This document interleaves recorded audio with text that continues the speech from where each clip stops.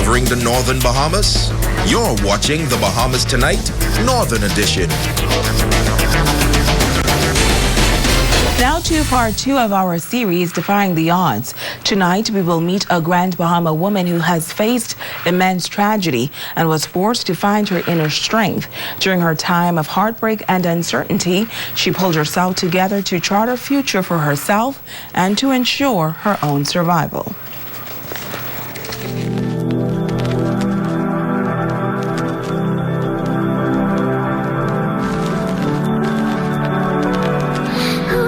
She went to college to study medicine, but it was during her first class that she determined that it was not her passion.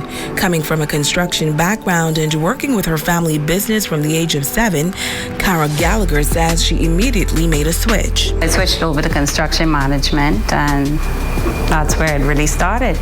And while I was over there in school, I had my first daughter, and in working in conjunction with her father, I used to purchase all the parts for his heavy equipment business, and I learned everything. I learned how to break down transmissions, engines, the joints, the bearings, and finding the proper names and being able to apply it, and it just grew from there. She says she came back home and they worked together building CL&H Construction Company. But by 2014, her significant other would meet his untimely demise as he was shot and killed near Barbary Beach. Gallagher says she found out rather quickly that when you own a business, life still has to go on. There was never a break. Because at the end of the day, when you're working for people, you can't come and say, well, this happened in my life and this is going on and that's going on. Honestly, they don't care, because it comes down to the next day I got calls. What are you going to do about your contracts? Are you going to continue, or are you going to let them go? And I was like, I'm going to continue. I have no choice. I have to continue because I have to provide for my family. Now, as the only female in the heavy equipment industry, she notes that she had to put on her thinking cap. I had to figure out ways, and they say supply and demand, and I realized it's not supply and demand, it's demand and supply. You need it, I can find it. And that's how I started operating. So I started making modifications to the business. After the death of her partner, she, along with her team, went from having one truck to having a fleet of trucks, expanding and rebuilding CL&H. I just started sourcing, the vendors who I've known from, I was 17, 18, getting parts for the business here. I just started dealing with them, and, a few of them offered me jobs after all of that happened. They were like, if I want to move back to the States, there's always a place there for me to come and work, because they knew I had good knowledge of what I was dealing with. So I ended up opening up a truck parts company in Nassau. So CLH is now CLH Freeport and CL&H Services Limited Nassau. Cara contends that she had every reason to give up, and she's forever grateful to those persons who helped to make those difficult times a whole lot easier. I have to say thank you to my sister and her husband and her family for taking us in and giving me the opportunity to catch myself and be able to put myself back together, and then to my parents who helped me out a great deal, and just showing us, just showing us how to be decent people in life. You are just one person with 1,000 feelings. You're so colorful inside.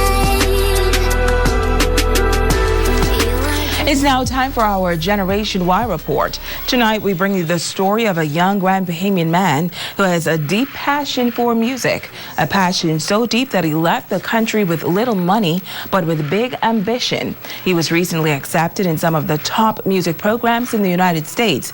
His story is all about determination. Here is Atalia Hall.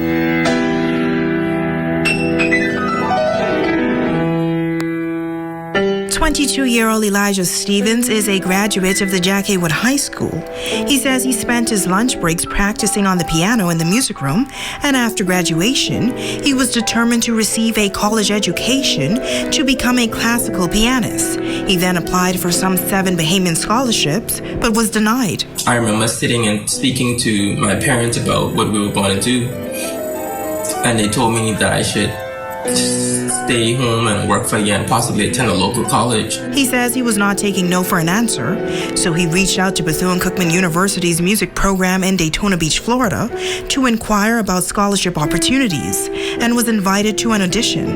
With less than $100 in his pocket, he left Grand Bahama for the audition. I took the audition. I waited for 3 days. And on the second day, I remember my family telling me it was time for me to come back home. And I remember telling them that, I wouldn't come back home until I found out the results. He says the following day he was accepted into the university and received 2 scholarships that covered his full 4 years. He was able to enhance his musical skills, received a number of awards, and the White House initiative recognized him for his outstanding leadership skills and academics. He graduated with a bachelor's degree in 2017, but he did not stop there.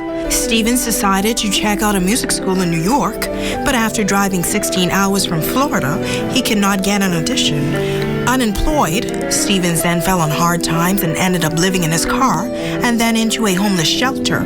That experience taught me so much, especially humility. It taught me how to be thankful for all the little things, because there were so many things that I couldn't afford anymore. There were so many things that was just stripped from me. My car was taken eventually because I couldn't keep up with the payments. Determined to see his dream come true, Stevens was recently accepted into the Manhattan School of Music, but he's asking for help with his tuition.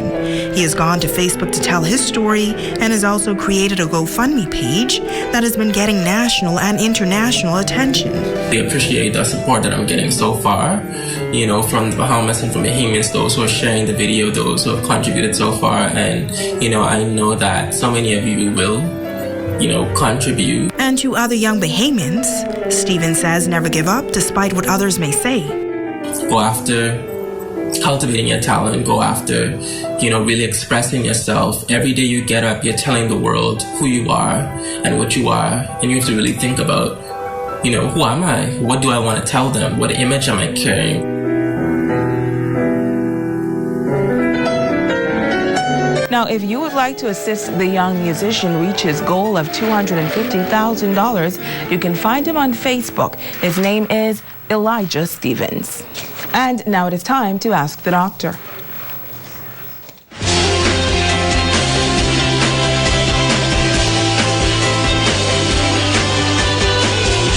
I'm Dr. Monique Pratt, and welcome. Continuing our discussion about alcohol, a lot of us tend to think that being drunk is no big deal.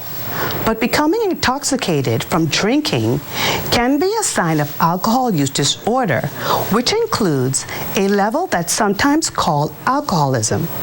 Alcohol use disorder is a pattern of consuming alcohol that involves problems controlling your drinking, being preoccupied with alcohol, continuing to use alcohol even when it causes problems, having to drink more to get the same effect, or having withdrawal symptoms when you rapidly decrease or stop drinking.